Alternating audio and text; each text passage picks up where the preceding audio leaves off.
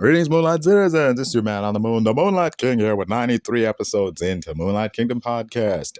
And we get surprisingly political. I know normally the protocol here is no war, no politics, no religion, because I believe that friends who want to stay friends don't discuss such things. But, I normally tend to be more flexible about the rule when I'm the one who brings it up. And in this instance, I was the one who brought it up.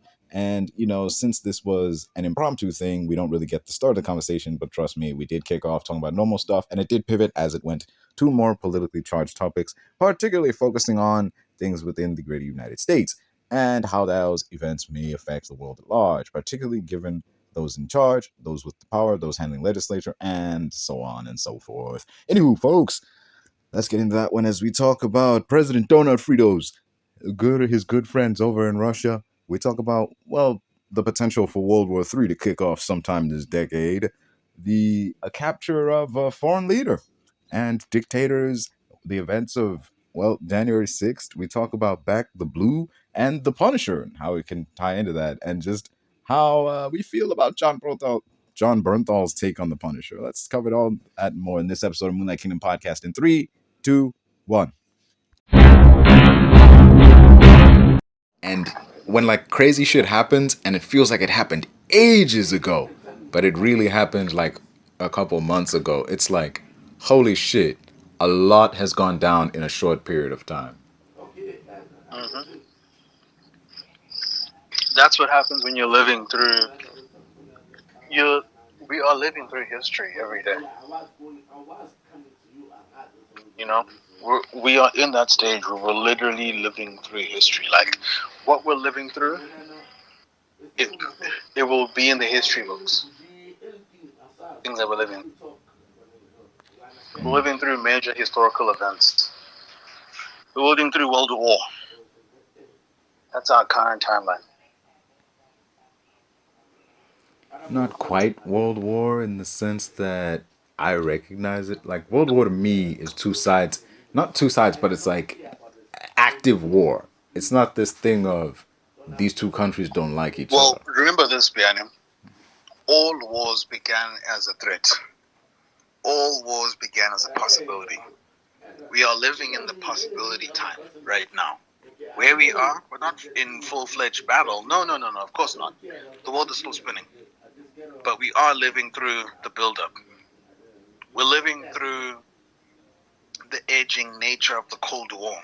The I have the button. Putin said, if Trump invades Greenland, World War III will begin. Putin said that, not a random analyst, not a fucking New York economist. No, Vladimir Putin said that. So, it's not cute right now in the world. It's not cute. If Putin thinks we're on our way to a war, I don't know. That's a bit scary to me. Yeah, it's scary even in a country where we have nothing to do with it. We can look at it and say, well, this could be bad for everybody, not just the parties directly involved. Yeah. Yep. So now I think we're probably in this point where something really crazy is about to happen. Like Trump might be shot, maybe JD Vance. Something crazy is about to happen. I just feel it in my bones. I fully believe I just feel it in my bones. if something crazy was gonna happen, it might have happened by now. Like you had to, when it came to that assassination attempt that happened last year, that was the moment personally where I knew like he's gonna win, like cause he has all this sympathy behind him now, and he's gonna spin this shit till kingdom come. He's gonna spin this like, see, he's like, they're trying to take me out because they know I'm right. Like, god damn it. That shit How it is backfired. and how it feels. It feels like a mass it feels like a mass hysteria is being. It feels like propaganda, like mind controlling propaganda, is being like plowed through the masses in real time. In real time. Yeah. Yeah, mislead, misinform, like just that strategy of like just I don't know, man. It's this thing of not they're playing in our faces. It's more just because of like blatant people lying right. It's like I don't know. They're lying to people's faces. Let's call it what it is. It's lies. You know, there's a lot of this shit that's just defined. It's straight up lies. That's they're just telling you. You could see something happen with your own eyes, and the fucking news or Fox News or whatever the fuck will tell you, that's not what happened. No, here's what Yeah. happened. And it's the blatant falsehood in the sense that you saw it happen with your own eyes. You know the real story, and that's because the real story does not suit their narrative. They'll actively go against it or try to reframe it. True. Like you remember what happened with George Floyd, as not to mind. It's not entirely a similar thing, but when George Floyd got killed by those cops, the story coming out like day one, first story, the first story coming out that first day was an innocent, like a random dude got pulled over by these cops because as far as I knew, a dude got pulled over by cops because of an incident at a store with some funny money, and he ended up getting killed by them. Total abuse of, excessive force, all that, abuse of power, whatever the fuck. That was the story, day one.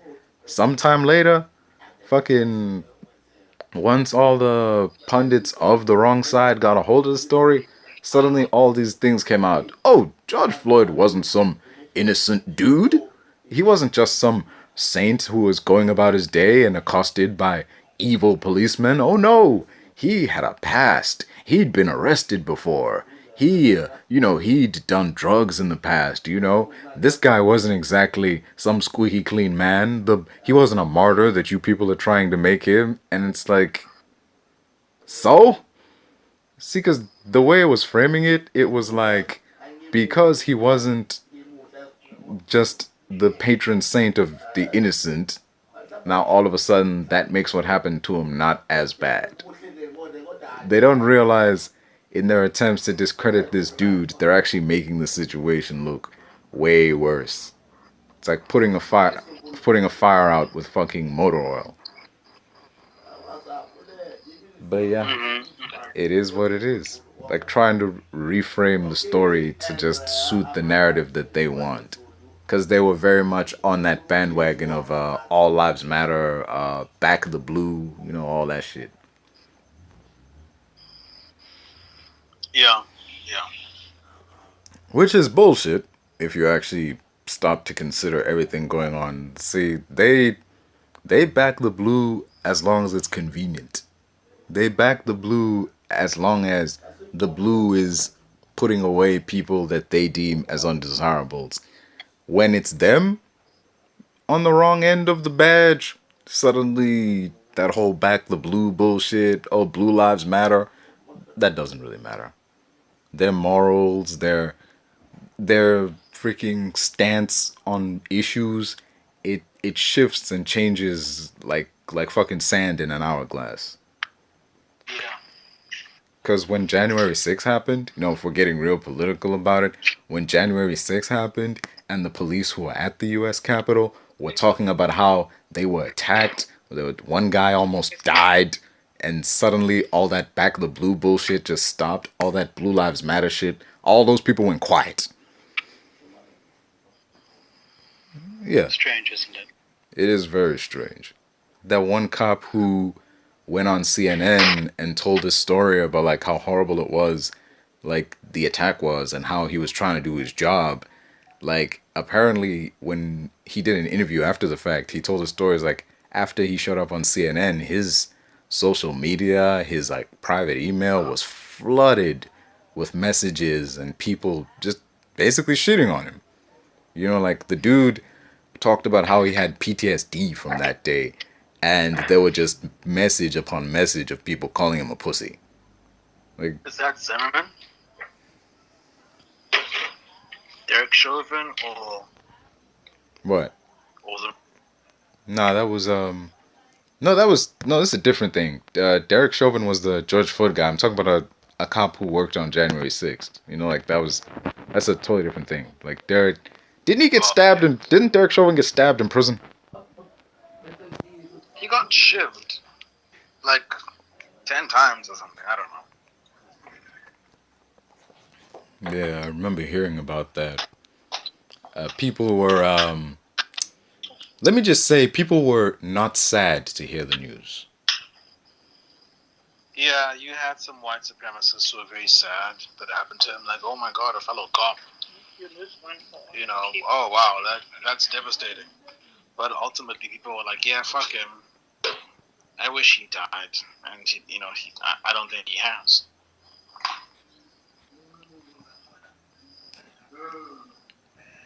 I think he's been moved into some sort of more secure facility, whatever, for his health. That typical bullshit spin. They do that with, they typically do that with police. Like, they don't put them in general population on account of the fact that they'd be sharing, they'd be sharing a prison with some of the people they put in there anyway. So it's not wise. So it does make sense that they put them in their own like space removed from general population. But yeah, you could see how some would view that as, oh, this dude is getting special treatment just because he's a cop. When in reality, and just because he's a white guy. Yeah, I could see how some would see it that way. He has these connections. People in the prison. You have to imagine people in the prison hierarchical system who feel sorry for him, who feel sorry for his, his current circumstance and stuff like that, and will help him as much as possible for staying safe in prison.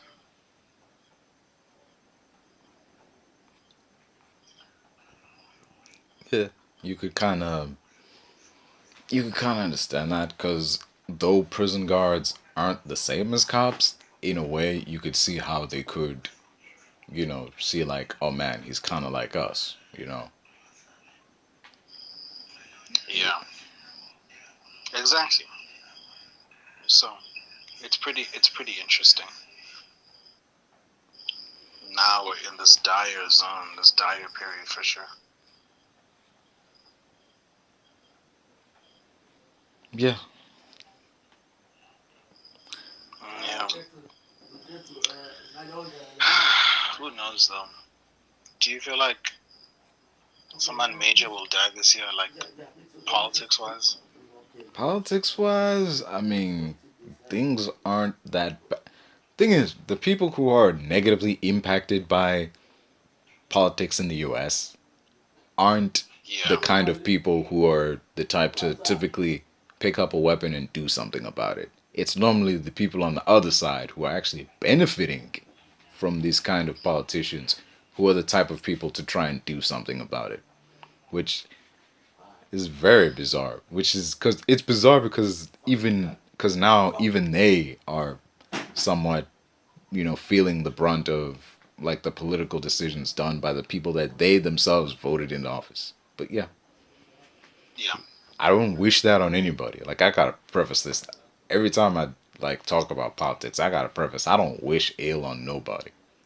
But if it happens, if it just so happens that some bad does go the way of people that aren't doing any good, then I had no part in it. It happened, It happened. You can't do anything about it. I was not getting it. Yeah. If it happens, it happens. Tough break, kid. So yeah, that'll be pretty interesting. I mean, I know that the memes are gonna be so crazy. Those first hour, like the first hour on Twitter, is gonna be absolute pandemonium. The first hour. It's gonna be so insane. You just know. Yeah. If something did happen to Commander and Cheetos, like, I feel like Twitter would just be in flames. Because, like, just both sides of the divide, people would lose their shit. Mm-hmm. Oh yeah, people.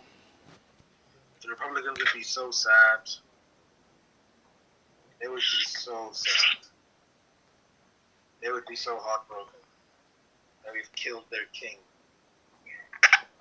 They would be so beside themselves with grief that we murdered their great leader, the Führer. They would say, "Look what you guys did. Now we're going to start a race war. Congrats. You guys wanted a race war. You're going to get a race war. And then there'll be some sort of race war." So yeah, we're going to get some kind of race war. It's going to happen after Trump dies.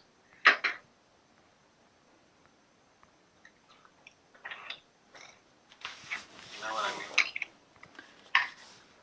It's a lot of shit. It's like, I think the world would just not know. The world at large, in terms of the world at large, would not know how to react. But within the United States, things would definitely kick off. Like, I mean, stock markets crashing, riots breaking out. Yeah. Yep, for sure. Yeah. Every single thing is going to come to a screeching halt. It would be the first time since '63 that happened. So the world is probably going to be unprepared.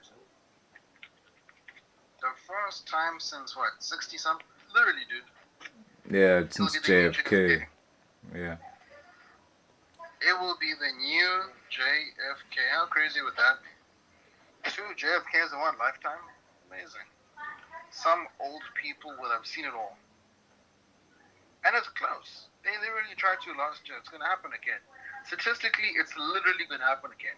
Yeah, but last Like, Agukuwuti, they tried, they failed. Hendrik Verwoerd, they tried the first time, they failed. They got him again. You know what I mean, Piane? Like, he's gonna die, dog. Agukuwuti is not.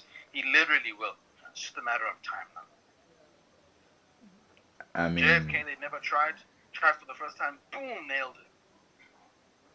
you could tell nobody had ever tried to take out a president before because how JFK died shows that no one had ever even There were never considered. safeguards for that Yeah, in the Secret Service. yeah.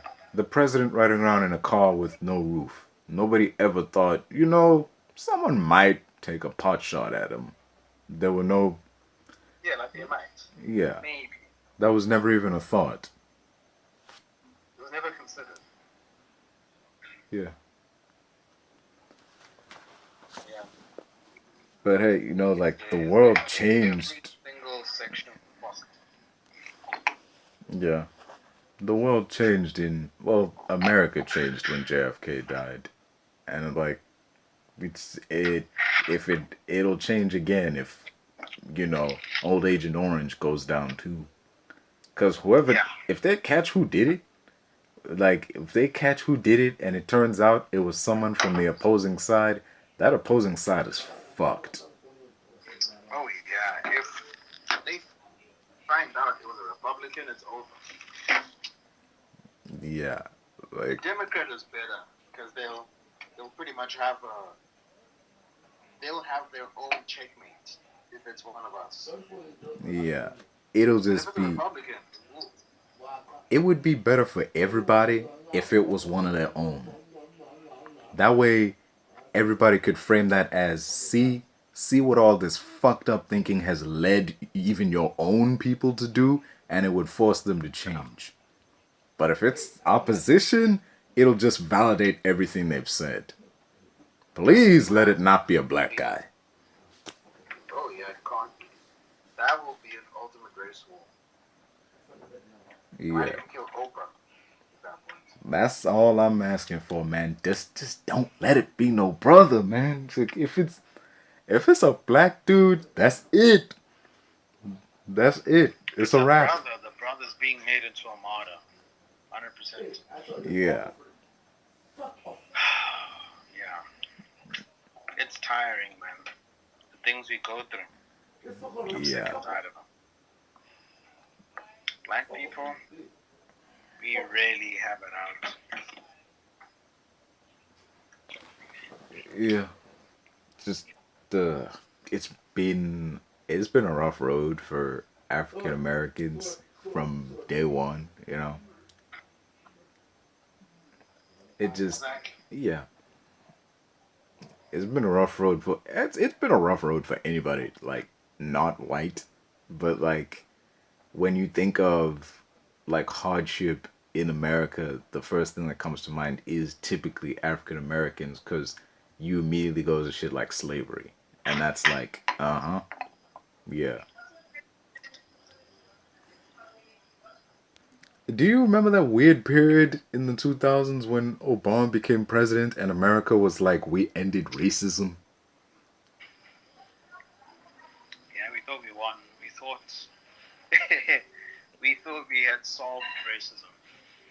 The world could finally deal with having a branded Negro man as the first president, like the first black president of the free world. The free world. If the world can deal with that and him being black, then clearly racism is over. But it wasn't. It was naive and we were kids. We thought it was easy. We thought it was easy as getting a black guy to the White House. We didn't really anticipate how difficult it would be. Motherfucker. Biane, I'm being called. You know. The decision to bring back the Netflix guys, you know, like bring back Netflix Daredevil, Netflix's Punisher, and even Jessica Jones, the whole thing reeks of piggybacking off someone else's ideas. The MCU, when those people Can were. I say something actually? Alright, yeah. Maybe it's a me problem. But I've never really liked Punisher. Let me just say, I've never liked Jon Bernthal's Punisher. Like, not that I hate the character. I just mean like, I don't see Bernthal as the Punisher to me. It's always felt like a miscast for me. So yeah. Full disclosure, man, I felt the same in the beginning. She's too slick. Would you say if that makes sense? He's too slick? All I see is the guy from The Walking Dead. Come on, man. You know we're lost. It doesn't seem like Frank Castle to me. And I look at him. All I see is I don't take naps. All I hear is let me tell you something. Like I don't know. He do be saying that a lot. Yeah. He does that in a lot of projects that let me tell you something, man. It's like I would much rather believe Frank Grillo as the Punisher over John. Plus, he doesn't really have a scary face. He doesn't look scary to me. I don't know. He's even worse when he's just not trying. Like when he's gained weight with the goatee or some stupid beard. Like when he was in what's this? The movie with DiCaprio and Jonah Hill. Yeah, Wolf of Wall Street. Wolf. That movie made me laugh because there was a scene where he was just chilling outside, like lifting weights and shit, and he had that goatee. And freaks on the internet were like, yo, Jon Bernthal could totally play Eddie Guerrero if they made a movie about him. I'm like, really, man? People always find something to cost. Something like every single thing is costable. There is nothing that is uncostable. Nothing. There's absolutely nothing that you can't cost for. That's just the rule of life. Every single thing that you find can and has and will be fan cast. Everything. Yeah. I mean, except Jesus, I think, because that's the one character that, as much as there are people that, there's tons of people who'll just find an actor, long hair, beard, kind of good looking, and say, yeah, he could play Jesus. There's definitely going to be some religious people who come out of nowhere and be like, nah, this is some blasphemy shit. Just to the fact You know, that there's a movie you know what I being would made. say? I think going forward, we'll probably only ever have Jesus nowadays played by like a very, very Palestinian looking man or just a black person outright. I think we're done with the era of Jesus being portrayed by like a white guy from Greece or some dumb shit like that. So, we have passed the History Channel version of Jesus, the white blonde man from southern Massachusetts. We've now embraced the more, the more Indo, the more Bantustan looking kind of Jesus. The one that's like depicted in early drawings before the Catholic Church came in. Yeah. You can, given, that kind of has me feeling a similar way to that, but like, that's going to take a while in terms of like, it's going to take a while before that's a reality, given that you got like Mel Gibson doing his Passion of the Christ sequel. It's just the mere idea of that has me wondering, like, why? Like, is this really Sure. necessary? Do we need to do Passion of the Christ too? Yeah, I never thought I would say this, man, but this shit feels like, well, it feels like Bible fan fiction. Okay. Let me just get something real quick, bro. Bible fan fiction. Define that for me. It's like, man, Django, basically. It feels like that, but like instead of setting it during the time of slavery, you're setting it in the time of the Bible and being like, yo, here's what should have happened after Jesus came down from the cross. It's starting to feel like that's what it's coming across to me, because there is no true text saying, and in like there is no real source from the Bible that's like, and after they discovered the tomb was empty, here's what happened. None that I know of. That's why I'm like, oh, so this is some Bible fan fiction. Like, y'all just made this shit up. True. Okay. Okay. I see your point now. Biani. But isn't that most of Hollywood?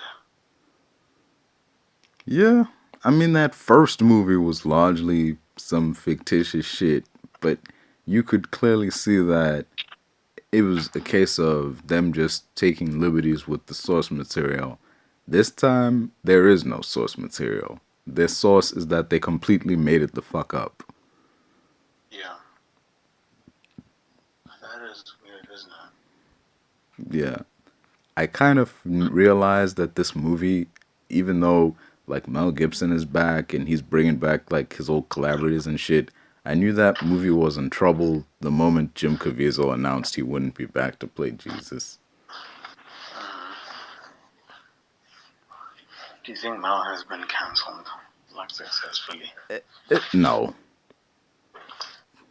Or is that? To say someone is successfully canceled would mean like they're gone. Like they're not still out here working. That would be successfully canceled. Mel Gibson still makes movies.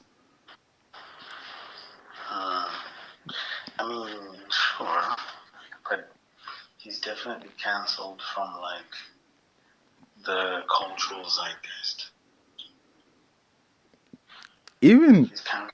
even before he was canceled, I mean, he wasn't exactly in the cultural zeitgeist like that, like he used to be in the 90s or something. Because even before the shit with like him and his wife or the anti Semitic shit, the dude star had kind of faded in terms of like film and whatnot. He was only really big in terms of the shit he directed. So when all that shit did happen with his wife and all the anti Semitic shit did pop off, his acting career took a hit, but his But his chops as a directing career flourished. yeah, his directing career it just kind of went on hold, and then he did Hacksaw Ridge, and everybody just sort of like Uh-huh. forgot. Everyone just moved on really quick. It was like, oh well, we can't really, we can't really ding him for some shit he did years prior when he's out here making all these great movies like Hacksaw Ridge. So that's kind of the thing with Hollywood. As long as you're pumping out like quality products, there's a lot of shit about you they'll let slide. But once the quality starts to take a noticeable dip, that's when they start protecting you and all the shit you do comes to the forefront. Look at Bryan Singer. That motherfucker been shady for decades. But it wasn't until his movies started underperforming at the box office that all the accusations, all the stories since like the 90s came forward. You know, it wasn't like all these people just miraculously woke up one day in the 2010s and decided to all ambush this man at once. It's just that all those stories hit the mainstream at that time from my perspective because the people in the industry that were protecting him finally stopped because, well, it was no longer financially viable for them to do so. Damn. Talk about a waste. Hmm. Now, who takes the blame for that? What do you mean? For the miss. The miss. So, a person like Singer gets protected for 20 years in the industry, right? All right. Things come up about him, and then his career is, I don't know, temporarily flatlined. He's still in Israel.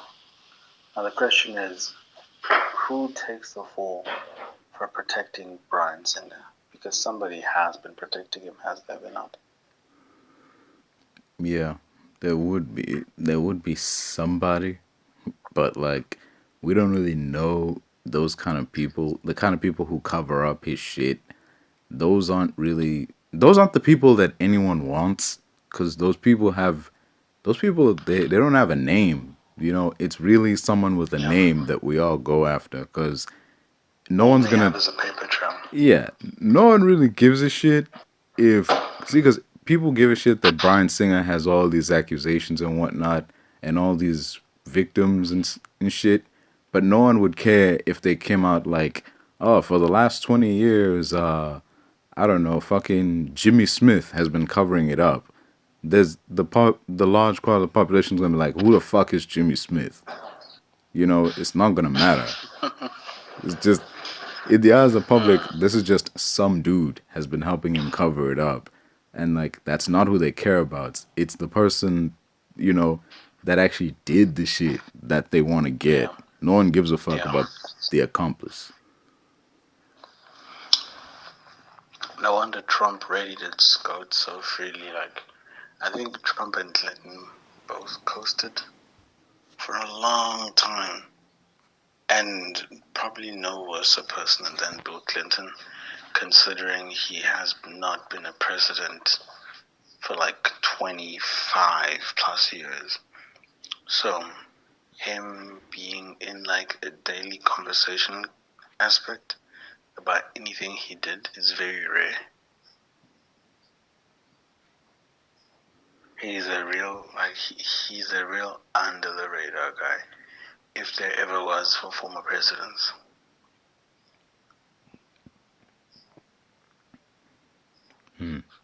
But the thing with the president or even a former president is like they got that like secret service to cover up this shit. So it's a totally different thing.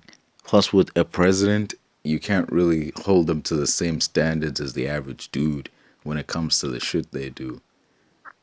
Given there's that whole thing of like you can't charge the president with a crime while he's still the president. It's only a thing of he can be impeached, but that has to come from within, and the people within aren't exactly gonna, you know,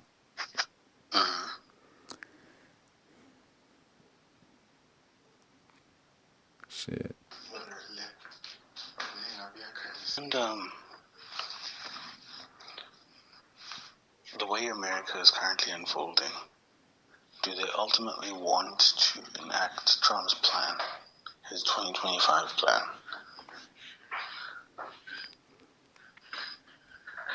Honestly, this is just my opinion. I don't really tend to get political much. It's the only from my perspective of things, it's a case of the dude the first time around had a bunch of shit he wanted to do. However, there was all this legislature and politicians and lawmakers that were in his way. So after that first presidency was done, in the gap he wasn't president, he made sure that the people who were making the legislature, the people that were in the Senate, and all those people were in his favor before he ran again.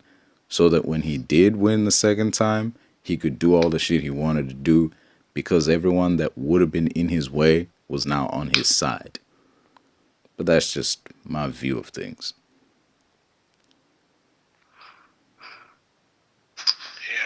Yeah. Yeah. I think a person like Trump, especially with this current administration, look, Trump is really getting up there in years. He's 83 or 84, if not actually 85 already, but he's somewhere there.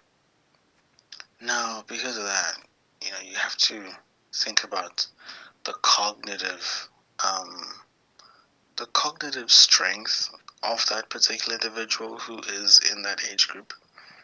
Because Trump, you know, he used to make fun of Joe Biden a lot to the point where we had Sleepy Joe.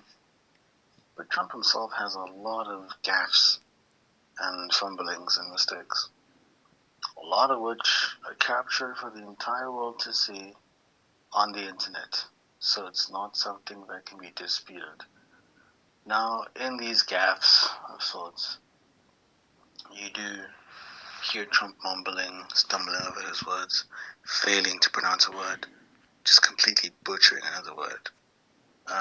So much so people liken it to symptoms of dementia. But again, that's not really, it's not 100% confirmed, so you can't really say that. But you definitely start to see that in his particular administration, he has a lot of architects for it, people who have helped him along the way. And I think there's no bigger architect than one Stephen Miller, who has been responsible for a lot of his, number one, campaigns, and number two, um, actual legislation, the types of bills that he passes, the types of bills that he reverses. Like a lot of that policy decision making and stuff has been in part, large in part, the effort of Stephen Miller and Pam Bondi, another White House correspondent and assistant. But it's funny because Stephen Miller, as a person, is so viscerally evil that it's actually hilarious that he actually managed to get a job at the White House. Like, there are people at his old high school who will tell you stories about him. He's kind of a SOB. In fact, not even kind of, he is. I So, yeah. I see where you're coming from in terms of like the legislature not being all his, because like you're right, there have been moments where he like slips up on certain words and phrases and whatnot, and that's kind of what clued me into not all of the ideas that he's bringing forward in his executive orders and bills and whatnot are his ideas, because if they were really his ideas, he wouldn't be fumbling a lot of these words. Like, when you see him fumble a word for a bill that he's signing, that kind of clues you into, you didn't come up with this, did you? Someone gave you this, told you it was a good idea, and you just ran with it. But like, that clues one into, you're just putting this in here, like the stuff with the electrical car shit. Do you really think Donald Trump gives a fuck about electrical cars? Do you really think he knows all that much about electrical cars that he's passing legislatures for the increased production of electrical vehicles? That is absolutely some shit that Elon Musk put forward to him, and then someone in his cabinet was like, "Yeah, it's a good idea," and then he just ran with it. I do not believe for a second that that fucking old President Donut Fritos just woke up and was like, these electric cars are a great idea. I'm gonna make it so that we start doing more into that field. Not only that, but my good buddy Elon is gonna, spearhead the, production of that shit. And now that, they've kind of had their falling out, that was like the one field where you can tell that wasn't his idea, because when they had their little falling out, over the course of last year, that was one of the things that he backpedaled on. If it was his idea, instead of an idea that was fed to him by someone else, he wouldn't have backpedaled on that. Yeah, yeah. Hmm. That does raise a good point. But then,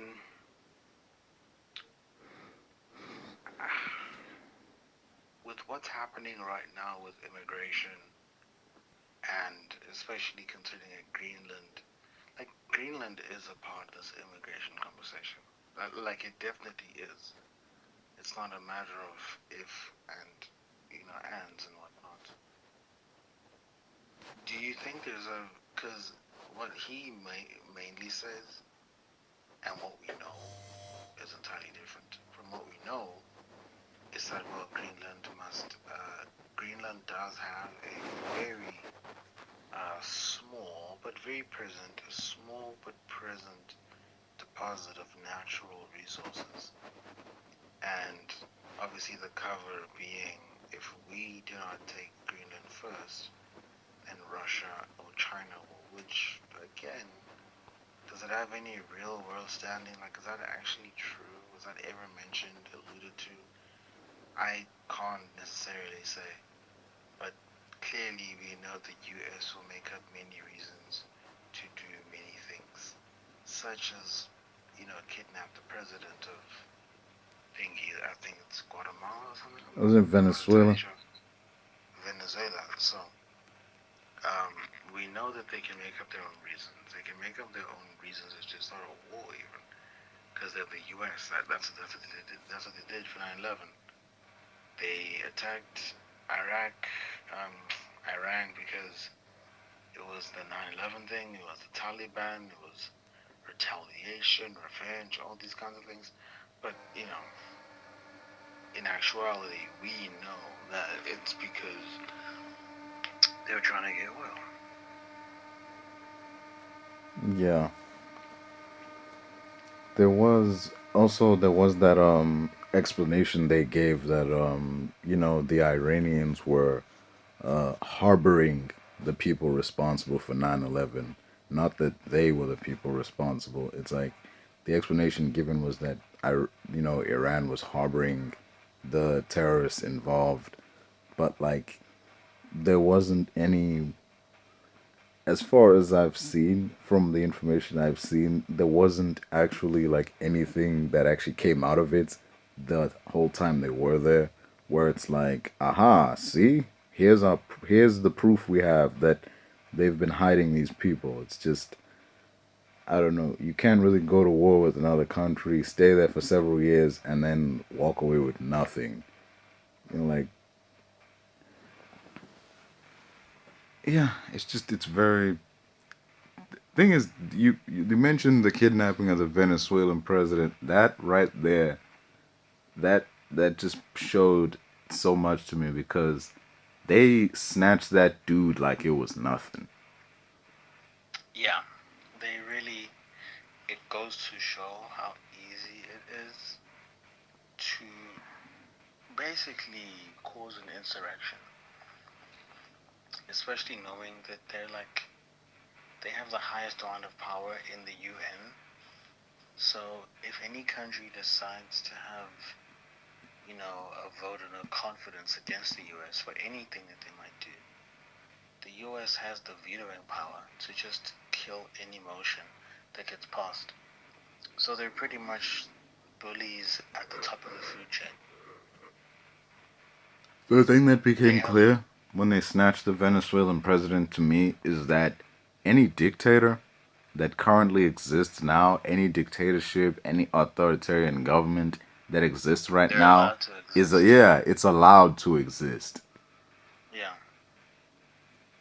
yeah, definitely. It's a thing of you serve a purpose.